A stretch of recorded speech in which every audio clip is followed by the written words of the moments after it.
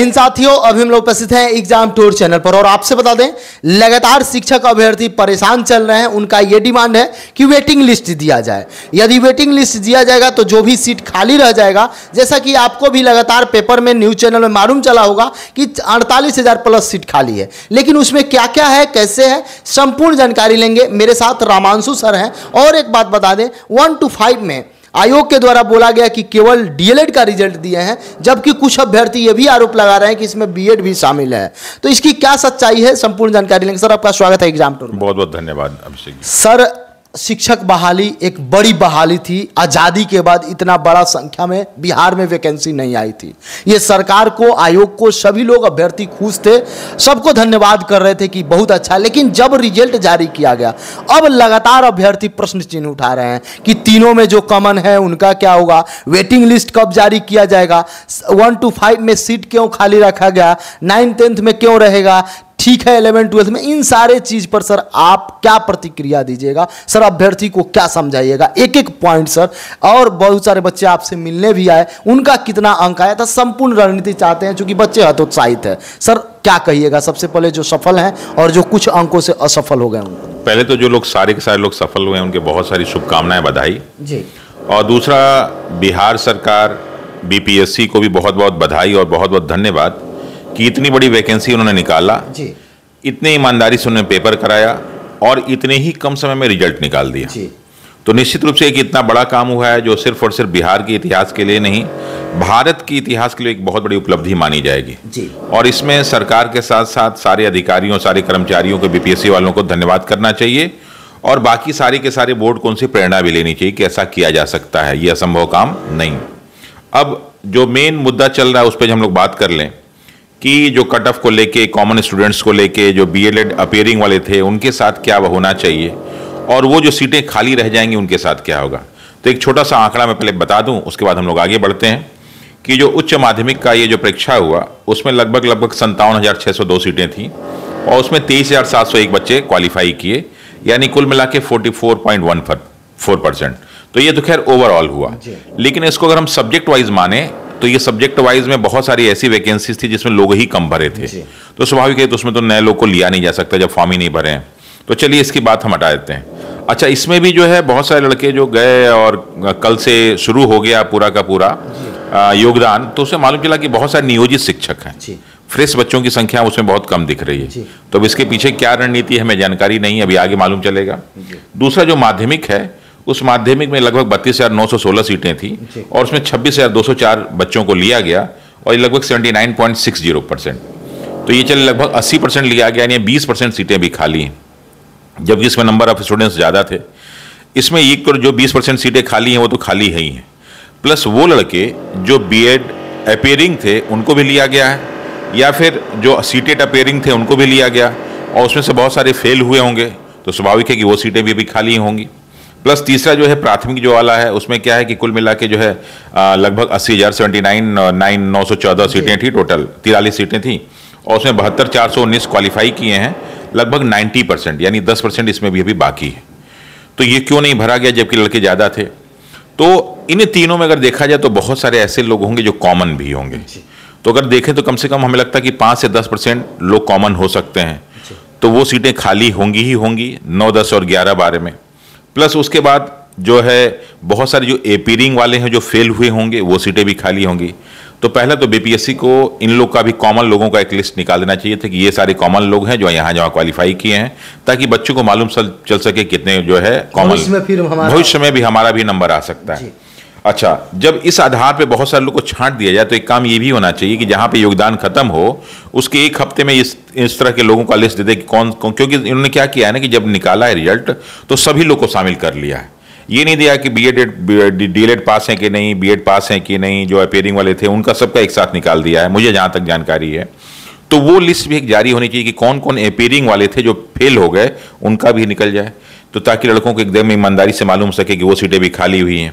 और जब ये दोनों निकले उसके बाद वेटिंग लिस्ट जारी हो, मतलब इसी अभ्यर्थी से, इसी वैकेंसी से भर देना चाहिए। तो उससे क्या होगा कि अब निश्चित रूप में कि अब बेकार लोग को तो नहीं लेंगे, जो आप कोई 5% 10% पाए उसको नहीं लेना चाहिए। लेकिन जो अच्छे लड़के हैं जो 2-4 नंबर से रुक गए हैं, हमें लगता है कि 5% जो उन्होंने बोला है, एक उसका वेटिंग लिस्ट निकाल देना चाहिए और निकाल के 2-3 नंबर कम करके 4 नंबर कम करके जो बाकी जितने लोग हैं, वो मुझे लगता है कि लास्ट में क्या होता है ना, जब नंबर घटने लगता है तो उसमें लड़कों की संख्याएं बढ़ने लगती हैं।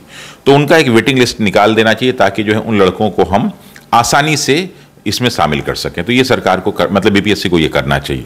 सर, बीपीएससी के द्वारा कल हम गए थे तो प्रश्न भी किए थे, उसमें अध्यक्ष सर के द्वारा बताया गया कि वेटिंग मेरा तैयार हो जाएगा, कोई दिक्कत नहीं है, इवेंट तैयार भी है। यदि शिक्षा विभाग कहे तो हम सब कुछ करने को तैयार हैं, मेरे ओर से किसी भी प्रकार का कोई परेशानी नहीं है। ये अक्षरशः दिखाई भी दे रहा है। लेकिन एक अभ्यर्थी आरोप लगा रहे हैं, कट ऑफ पे भी मैं प्रश्न पूछा तो बोले समय आएगा तो उसको दिखा दिया जाए। लेकिन अभ्यर्थी का ये कहना है स्कोर कार्ड को लेकर, ठीक है मैं फेल कर गया, लेकिन मेरा स्कोर कार्ड में क्या आया, मेरा क्या पोजीशन रहा अपने कैटेगरी में, मेरा ओवरऑल बिहार में क्या पोजीशन रहा, ये जानना अभ्यर्थी चाहते हैं। ये अधिकार भी होना चाहिए अभ्यर्थी।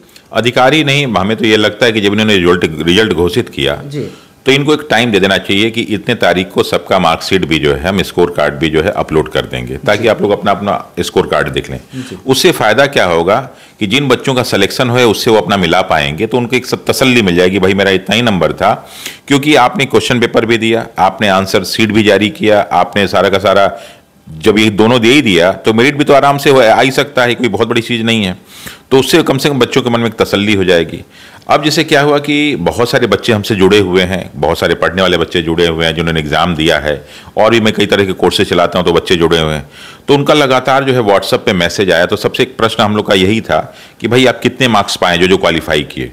तो उस पर मैंने एक छोटा सा जो है 400-500 बच्चों का मैंने जो है जो भी रिजल्ट आया है उसका मैंने एक जो है डाटा तैयार किया कि ताकि मैं महिलाओं का तो डाटा मुझे बहुत ज़्यादा नहीं मिल पाया, लेकिन बाकी जो है बाकी सब कैटेगरी का सारा हमें डाटा मिल गया। तो हमने एक अंदाज लगाया है और मुझे लगता है कि अंदाज जो है सच्चाई के काफी करीब होगा। एक आध दो अंक इधर, एक आध 2 अंक हो सकता है। तो उसमें मैंने जो है निकाला है, क्या मैं आपको बता दूं कि जनरल का जो सिलेक्शन का मुझे लग रहा है वो लगभग 68-70, जिन बच्चों ने 68 मान लीजिए 65 पाया नहीं हुआ, 66 पाया हो सकता है नहीं हुआ, तो लगभग जो 68 के प्लस में थे, तो यानी 68 से 70 के बीच में मुझे लगता है कि जनरल का गया होगा।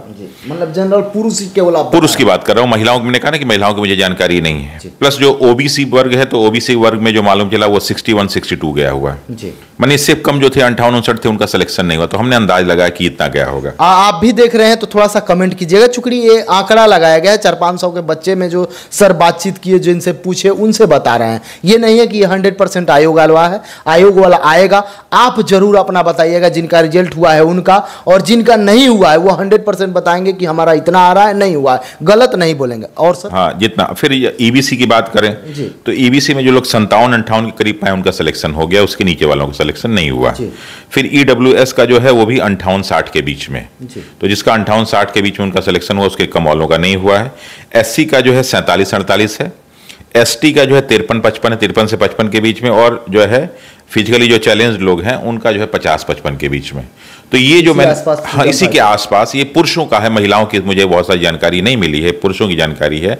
तो ये मैंने अप्रॉक्सीमेट निकाला जिनका हमारे पास व्हाट्सएप आया। अब हो सकता है हमसे झूठ बोले हों, लेकिन मुझे नहीं लगता है कि सिलेक्शन के बाद कोई इतना झूठ बोलता होगा। तो मुझे लगता है कि ये लोग एक आंकड़ा दिए हैं, उस आधार पे मैंने निकाला। तो जो मैंने आपको बताया, एक बार फिर से जब वीडियो आप सुनेंगे तो उसको चाहे तो आप लिख सकते हैं, बल्कि मैं आपसे कहूंगा कि मैं आपको डाटा दूंगा, इसको डाल दीजिएगा एक बार, ताकि जो है बाकी सारे लड़के जो हम लोग को सुन रहे हैं वो भी जो सिलेक्ट हुए हैं नहीं हुए हैं वो अपना जो है आंसर भेज दें कि भाई मेरा इतना नंबर था और नहीं हुआ।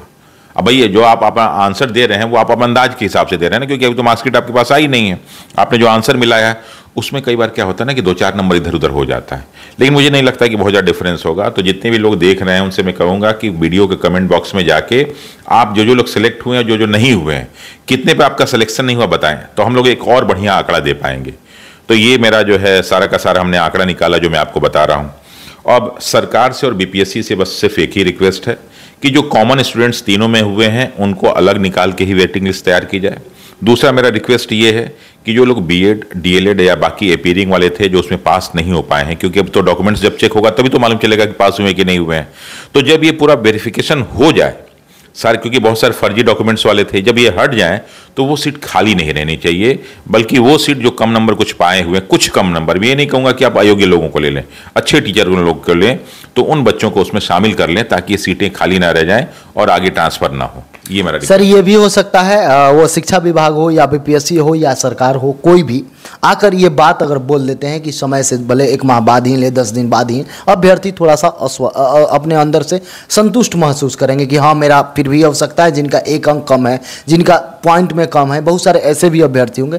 सर अब अभ्यर्थी जो हतोत्साहित हैं उनको क्या कहिएगा? आज के पेपर में भी दिया गया था कि तुरंत इतना बड़ी वैकेंसी फिर से आने वाली है, और ये बताया जा रहा है कि जो यहाँ सीट खाली रहेगा वह जुड़ जाएगा। पहले बताया जाता था कि 72,000 के करीब में आ रहा है, अब जिस तरीका से अनुमान लग रहा है कि 1.5 लाख फिर भी आ सकता है, चूंकि यहाँ 75,000 70,000 जरूर बच जाएगा जिस तरीका से देखा जा रहा है। सर इस पर आप क्या कहिएगा?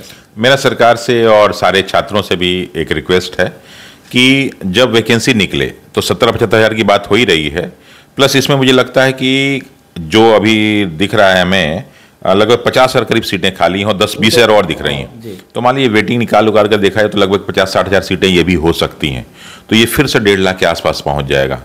तो जो लोग नहीं क्वालिफाई कर पाए हैं, ठीक, उनको मौका मिल रहा है, उस पूरे एकदम दिलो जान से लग जाए। बहुत सारे ऐसे बच्चे क्या करते हैं ना, एकदम लास्ट मोमेंट में डिसाइड करते हैं कि पढ़ना चाहिए कि नहीं पढ़ना चाहिए, और वो क्या करते हैं कि शॉर्ट कोर्स के चक्कर में रहते हैं कि बस कोई कैप्सूल खा लें, कोई गोली खा लें, कोई मैराथन दौड़ लें, कोई महासंग्राम कर लें तो हम सिलेक्ट हो जाएंगे। बेटा ऐसा मत करो, बढ़िया से बैठ जाओ एकदम जगह पे, कुंडली मार के जैसे सांप बैठता है, और 12 घंटे 18 घंटे 16 घंटे जितना पढ़ सकते हो पढ़ लो, क्योंकि मौका फिर ये दोबारा नहीं आएगा। अगर आप ये सोच रहे हैं कि 2 वैकेंसी के बाद तीसरी वैकेंसी आने वाली है, तो तीसरी वैकेंसी अभी आने के चांसेस बहुत कम होंगे। इस मौके का आप लोग फायदा उठा लीजिए, ईमानदारी से बैठ के पढ़ लीजिए, और मुझे लगता है कि आपका सिलेक्शन हो जाएगा। जो गलतियां आपने पिछले बार की हैं कि आपने बेसिक को नहीं पढ़ा, जो गलती है कि आप दूसरे पे डिपेंड रह गए, बहुत सारे अन्य लोगों पे डिपेंड रह गए, वो डिपेंडेंसी को हटाइए, ईमानदारी से बढ़िया कोर्स लेके बढ़िया चीज़ों को पढ़िए, फालतू के चक्कर में न रही तो आपका सिलेक्शन हो जाएगा। सर अभ्यर्थी एक आपसे डिमांड कर रहे थे कि जो सीट इसमें खाली है, यदि जो आप बोल रहे हैं कि बच्चे हैं जिनका थोड़ा सा कम है, उनको लेकर इस सीट को कम से कम इसी वैकेंसी से भरा जाता तो फिर से अब बिहार में देखा जाएगा जो भी फॉर्म अप्लाई किए लगभग 50 से 60,000 परिवार फिर से खुशी में आ सकती है। सर बिल्कुल, मेरा सरकार से रिक्वेस्ट होगा कि कुछ ऐसी सीटें हैं जो वेटिंग से भर देनी चाहिए। 2-4 नंबर के चक्कर में इस एग्जाम को आगे न ले जाया जाए, इन वैकेंसीज को आगे न ले जाया जाए, बल्कि इन बच्चों से भर दिया जाए तो मुझे लगता है कि वो बेहतर कर लेंगे। बाकी आप प्रशिक्षण दिला देंगे तो वो और अच्छा बेहतर पढ़ा सकते हैं। नंबर से ही बच्चों की क्वालिटी डिफाइन नहीं होती, कुछ क्वालिटी अन्य भी होती है जो नंबर से परे है। तो मुझे लगता है कि सरकार को वेटिंग लिस्ट बना के उन बच्चों को शामिल किया जाना चाहिए, ताकि ये जो दिवाली का आने वाला त्यौहार है, छठ का त्यौहार है, बिहार के उन परिवार के लिए एक आशा का किरण बन जाए, ताकि वहाँ पे वो खुशियाँ सेलिब्रेट कर सकें। और बिहार सरकार साथ ही साथ बीपीएससी के चेयरमैन साहब और बीपीएससी के कर्मचारियों को खूब सारी वो बधाइयाँ और खुशियाँ और आशीर्वाद दे सकें, और उनके लिए शुभकामनाएं दे सके कि उन्होंने परिवार में जो है आशा का जो है लौ जगा दिया। एक बात बताइए, जो भी हम लोग आंकड़ा दिए उस पर आप क्या कहते हैं? क्या आप विचार रखते हैं? क्या इससे आप सहमत हैं? यदि आपको लगे, कोई आपके पास भी डाटा हो या आपको लगे कि नहीं इसमें ये प्रश्न पूछना चाहिए, तो आप जरूर कमेंट बॉक्स में कमेंट कीजिएगा। फिर मैं किसी अन्य शिक्षक के इंटरव्यू में या किसी अभ्यर्थी के इंटरव्यू में या किसी अधिकारी के इंटरव्यू में जरूर शामिल करूंगा।